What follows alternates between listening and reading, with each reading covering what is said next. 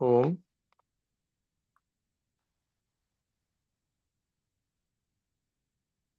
आज के दिन हम श्रीमद् वाल्मीकि रामायण इस पुस्तक का स्वाध्याय करते हैं और इस पुस्तक के अयोध्या कांड के 66वें सर्ग को हम पढ़ रहे थे। और इस 66वें सर्ग में भरत जी ऋषि भारद्वाज जी के आश्रम से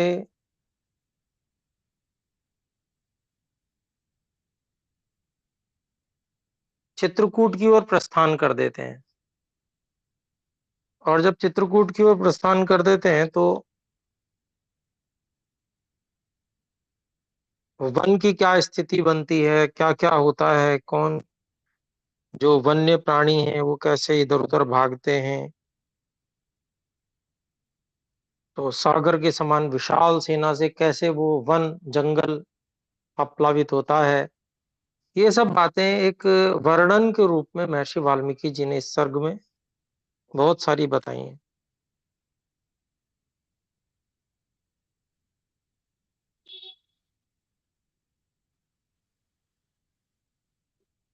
और इसके अलावा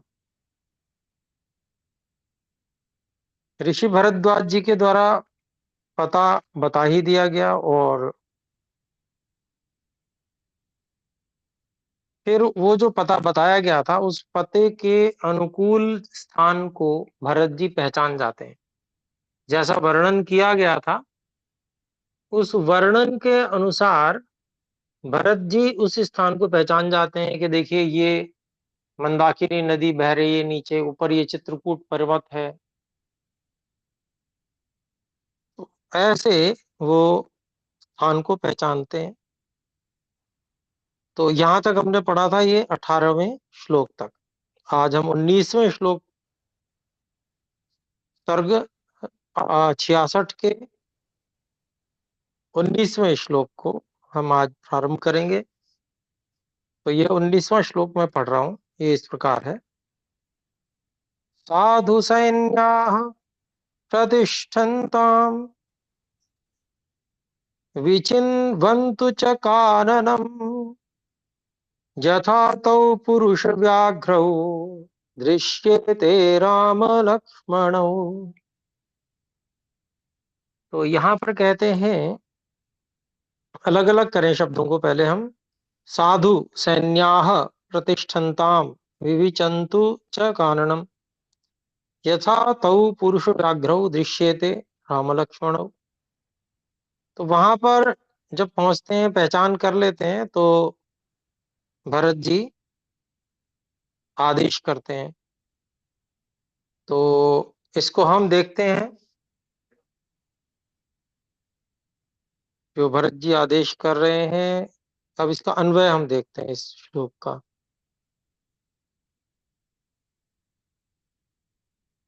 तो साधु सैन्याः प्रतिष्ठन्ताम् विविचन्तु च काननम् यथा तौ रामलक्ष्मणौ पुरुषव्याघ्रौ दृश्यते।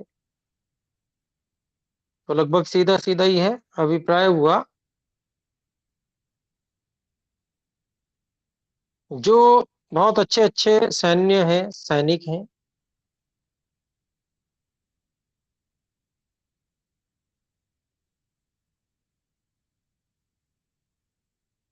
उनको वन में जाना चाहिए। वो वन में जावें और सावधानी से विवेचन करें, देखें, जंगल का निरीक्षण करें, अन्वेषण करें। इस प्रकार से विवेचन करें, इस तरह से देखें, इस तरह से खोज करें कि वे जो श्री राम और लक्ष्मण जी हैं, जो सिंह के समान पराक्रमी पुरुष हैं, वो दिख जावें, वो मिल जावें। इस प्रकार से ढूंढने का प्रयास करें। सैनिकों को, जो योग्य सैनिक हैं, उनको ऐसा आदेश भरत जी ने दिया। ये 19वें श्लोक में हो गया। तो 20वें श्लोक को देखते हैं। भरतस्य वचः श्रुत्वा पुरुषाः शस्त्रपाणयः विविशुस्तद्वनं शूराः धूमाग्रं ददृशुस्तदा ततः धूमाग्रं ददृशुस्ततः ददृशुस्ततः। तो यहाँ पर ये श्लोक, इसका अलग अलग शब्द, भरतस्य वचः श्रुत्वा पुरुषाः शस्त्रपाणयः विविशुः तत् वनम शूरा धूमाग्रम ददृशुः ततः। और अन्वय इस प्रकार करेंगे, भरतस्य वचः श्रुत्वा शस्त्रपाणयः शूराः पुरुषाः तद् वनम विविशुः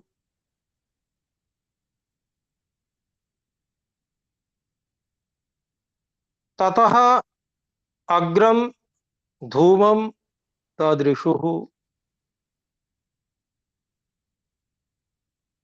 या धूमाग्रम ददृशुः ऐसे भी कह सकते हैं।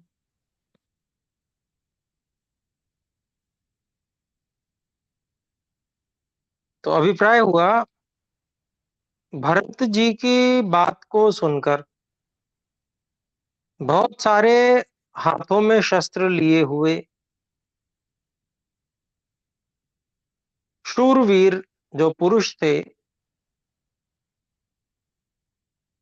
वे उस वन में प्रवेश कर गए, विविशु घुस गए, और फिर वहां उन्होंने क्या देखा, वहां पर धुएं का अग्रभाग, ऐसा कह सकते हैं, वहां आगे उन्होंने धुआं देखा, ऐसा भी कह सकते हैं। क्योंकि दूर से दिखेगा तो जो धुएं का अग्रभाग यानी कि ऊपर ऊपर का धुआं दिखेगा, वृक्षों से ऊपर जो उठता हुआ है। तो इस तरह से यहाँ पर विवरण दिया है।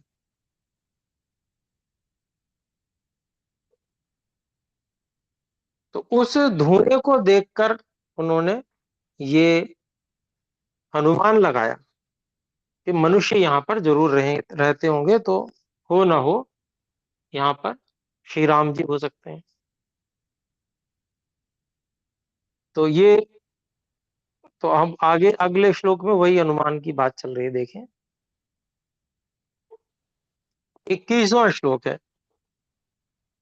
ते समालोक्य धूमाग्र मूचुर्भरतमागताः न मनुष्ये भवत्यग्निर्व्यक्तमत्रैव राघवो।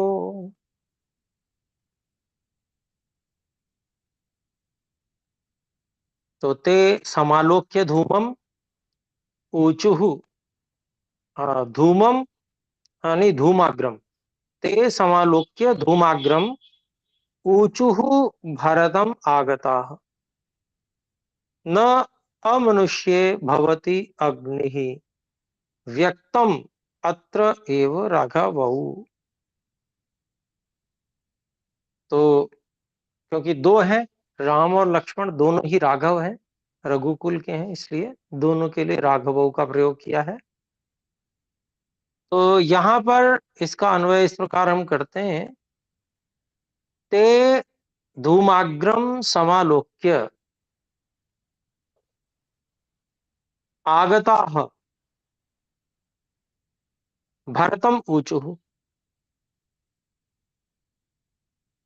अमनुष्ये अग्निः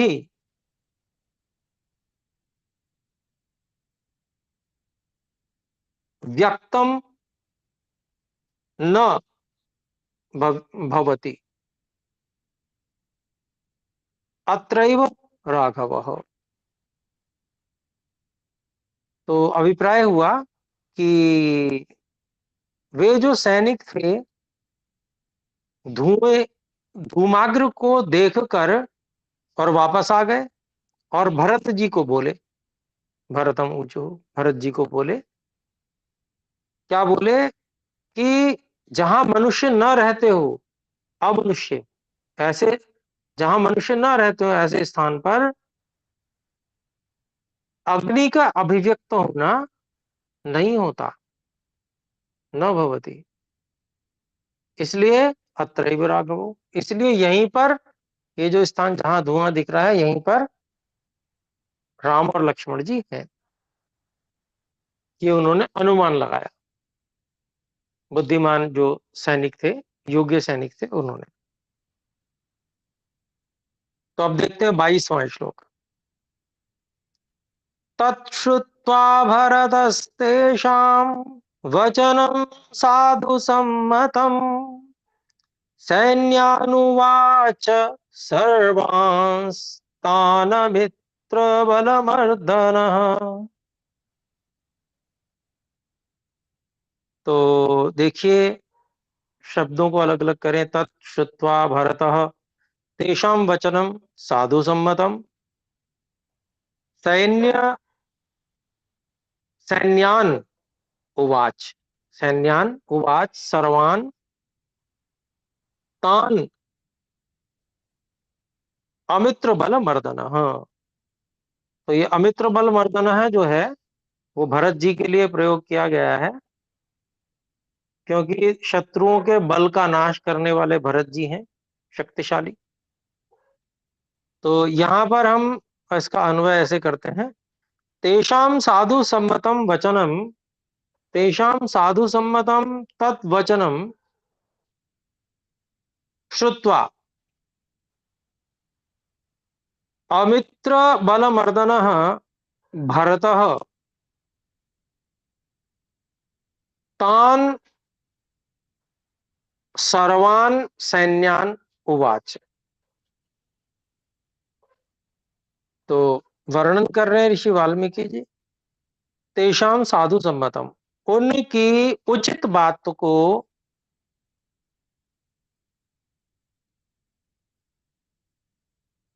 उन लोगों की जो सैनिक थे उनकी उस उचित बात को सुनकर, ऐसे जो शत्रुओं के बल का नाश करने वाले भरत जी हैं, उन्होंने तान सर्वान, उन सब सैन्यान सैनिकों को उवाच, ये बात कही। क्या बात कही? वो 23वें श्लोक में है।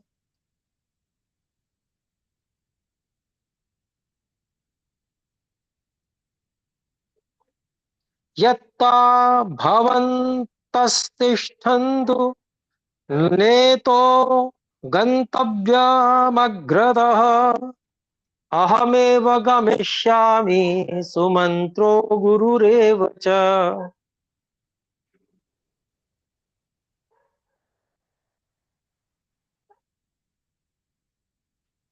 तो यहाँ पर यत तावत भवन्तः तिष्ठन्तु, तावत, इसको यहाँ पर जो है उसको संक्षिप्त कर दिया गया है, यत तावत, ऐसा।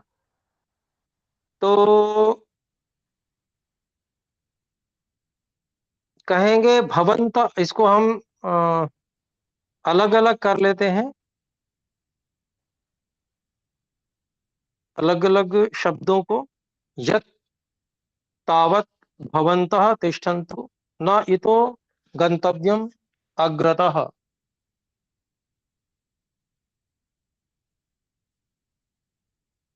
अहम एव गमिष्यामि सुमंत्रः गुरुः एव च। तो यहाँ पर इसका हम अन्वय इस प्रकार से करते हैं। भवन्तः यत् तावत् तिष्ठन्तु इतः अग्रतः न गंतव्यम्।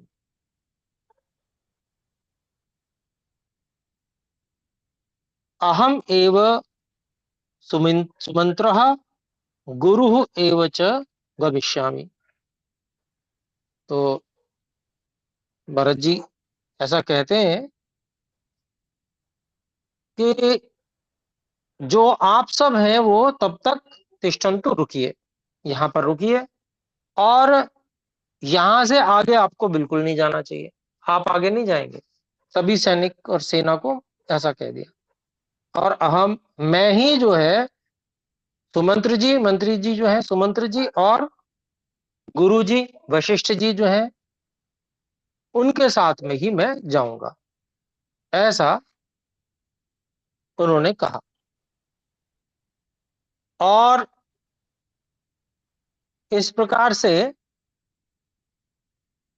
उस समय कैसा वातावरण था सेना में, कैसा उस ये जो बात पता चली कि यहाँ श्री राम जी मिल सकते हैं, तो कैसा वातावरण था, उनको कैसा मन था, उसके विषय में ये 24वां श्लोक कहते हैं ऋषि वाल्मीकि जी। तो 24वां श्लोक इस प्रकार है। व्यवस्थिताया भरतेन सा च निरीक्षमाणापि च धूमग्रतः बभूव हृष्टा न चिरेण जानति प्रियस्य रामस्य समागमं तदा। तो अलग अलग शब्द, व्यवस्थिता या भरतेन सा चमूः निरीक्षमाणा अपि स धूमम् अग्रतः बभूव हृष्टा न चिरेण जानति प्रियस्य रामस्य समागमं तदा। तो अन्वय इस प्रकार करते हैं, या भरतेन व्यवस्थिता सा चमुः अग्रतः धूमं च अपि निरीक्षमाणः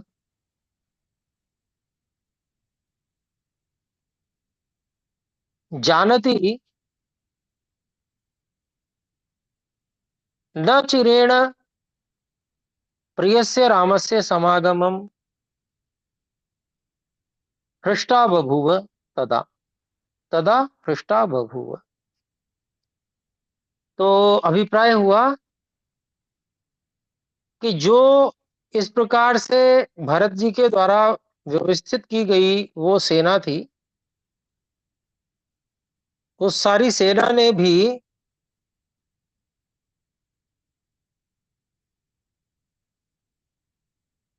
जो ऊपर उठता हुआ धुआं था आगे आगे, उसको वो देख रही थी, वो सेना भी। और उस उठते हुए धुएं को देखते हुए उसको ये बात समझ में आ रही थी कि उनके प्रिय श्री राम जी से जो मिलना है, समागम है, उसमें बहुत ज्यादा देरी नहीं है। ऐसा ऐसा जानकर तब वो पूरी सेना बहुत प्रसन्न हुई। हृष्टा बभूव मतलब प्रसन्नता का वातावरण हो गया सारी सेना में कि अब श्री राम जी से मिलना अधिक समय और नहीं है और दूर नहीं है, इसलिए बहुत खुश थे सभी। तो ये वहां के वातावरण के विषय में ऋषि वाल्मीकि जी ने वहां का सारी बात बता दी। तो ये हमारे 24 श्लोकों का 66वां सर्ग पूरा हुआ। अब हम 67वें सर्ग में चल रहे हैं। और 67वें सर्ग में जो है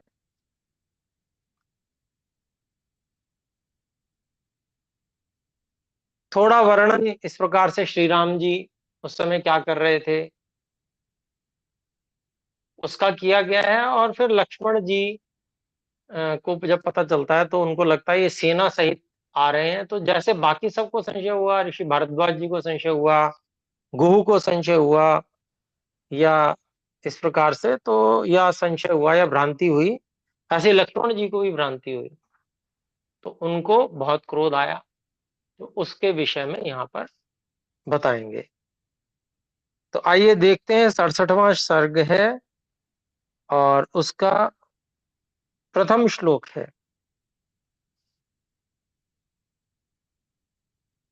दीर्घ कालोषितस्तस्मिन् गिरौ गिरिवन प्रियः वैदेह्याः प्रियमाकाङ्क्षन् स्वं च चित्तं विलोभयन्।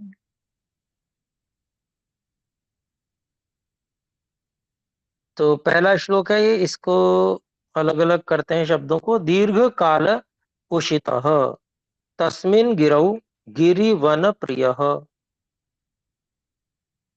वैदेह्याः प्रियम आकांक्षन् स्वं च चित्तम विलोभयन्। तो वर्णन है यहाँ पर कि श्री राम जी कुछ कर रहे हैं। क्या कर रहे हैं वो अगले श्लोक में आएगा, लेकिन अभी पहले हम पहले श्लोक को समझेंगे। तो इसका अन्वय कर लेते हैं हम। गिरिवन प्रियः तस्मिन् गिरौ दीर्घकालः उषितः वैदेह्याः प्रियम आकांक्षन् स्वं च चित्तम विलोभयन्। तो कहते हैं कि जिनको पर्वत और वन बहुत प्रिय हैं, ऐसे श्री राम जी, गिरि वन प्रिय, ऐसे श्री राम जी उस पर्वत में, उस पर्वत पर लंबे समय तक रहे। और रहते रहते फिर आगे कहते हैं वैदेह्या प्रियम आकांक्षन, सीता जी को प्रसन्न करने के लिए कि उनको अकेलापन अनुभव न हो, ऐसा, तो इसके लिए उनके प्रिय चाहते हुए और स्वयं च चित्तम विलोभयन्, और अपने मन को भी लगाने के लिए कि मन हमारा भी किसी कार्य में लगे, इस दृष्टि से भी।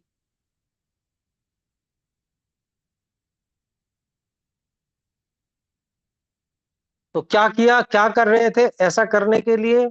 सीता जी को भी अच्छा लगे जिससे, और स्वयं को भी अच्छा लगे, इसके लिए वो क्या कर रहे थे? तो दूसरे श्लोक में, तो दूसरा श्लोक है अथ दाशरथिश्चित्रं चित्रकूटमदर्शयत् भार्या मम भार्या मम रस संकाशः शचीमिव पुरंदरः।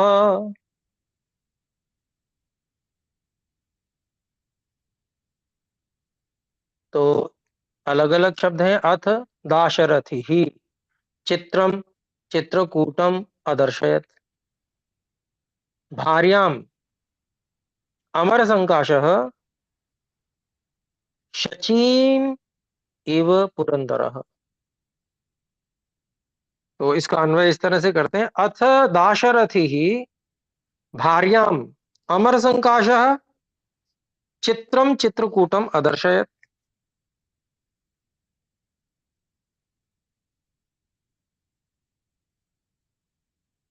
पुरंदरः शचीम इव।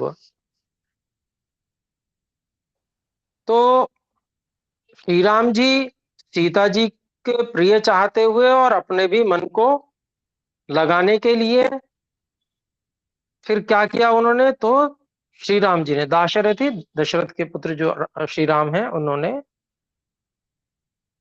भार्याम अपनी पत्नी सीता जी को अमर संकाशः, अमर कोई स्थान होगा उसके निकट से, चित्रम वो जो विचित्र ऐसा चित्रकूट पर्वत अदर्शय दिखाया, अर्थात किसी ऊंचे स्थान पे कोई अमर नाम का स्थान होगा, ऊंचा स्थान, जहां से विचित्र जो चित्रकूट पर्वत था उसको पूरा दिखाया। और कैसे वो दिखा रहे थे? तो जैसे पुरंदर इंद्र शची को दिखाते हैं उन्हीं के समान, अर्थात जैसे इंद्र शची, जो उनकी पत्नी इंद्र की ही शची पत्नी है, उनको जो है जिस प्रकार से वो दर्शन कराते हैं, ठीक इसी प्रकार से श्री राम जी भी अपनी पत्नी सीता जी को इस प्रकार से विचित्र जो चित्रकूट पर्वत है उसको दिखा रहे थे।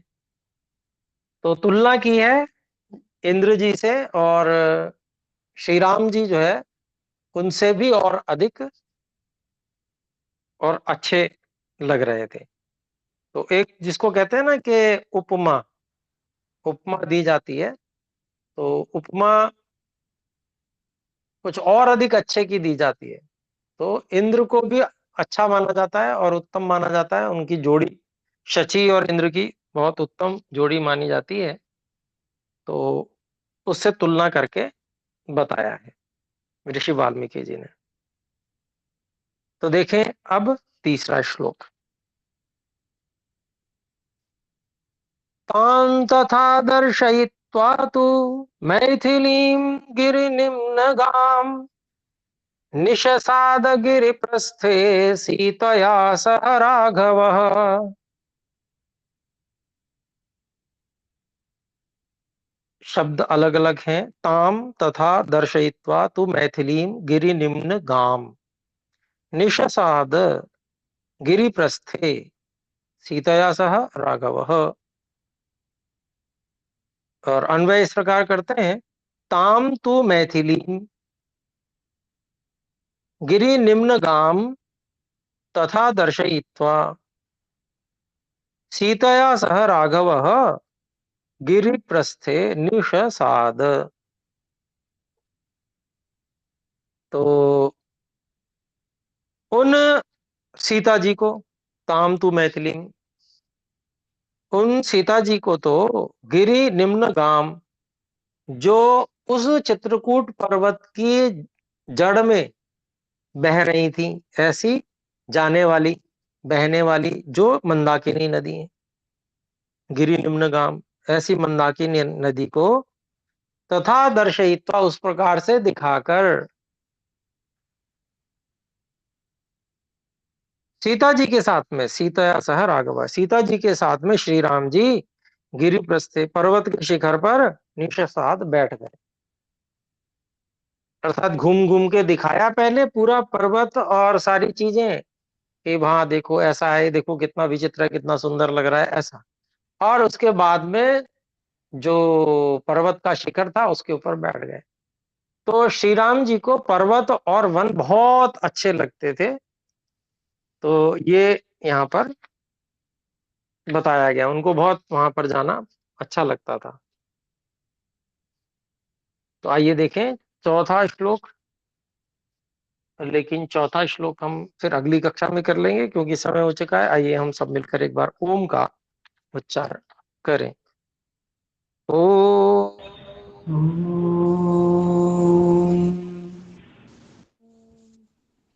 सर्वेभ्यो नमः। सभी को सादर नमस्ते जी। ओम नमस्ते गुरु जी।